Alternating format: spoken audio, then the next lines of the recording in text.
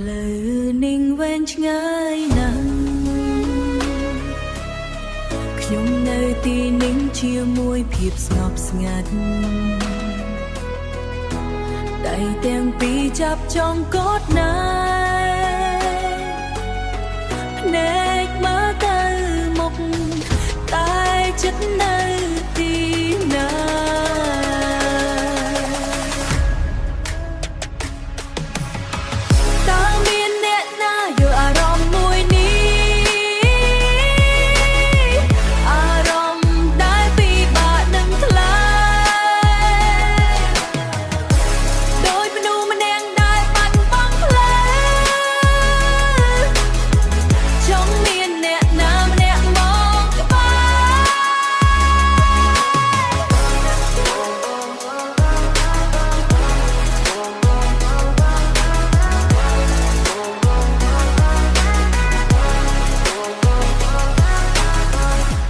ត្រជាងបងចូលតាមបងអ៊ូ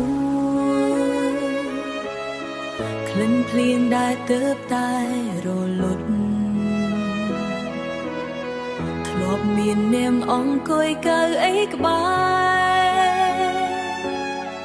រឥឡូវសល់តែភាពទទេស្អាត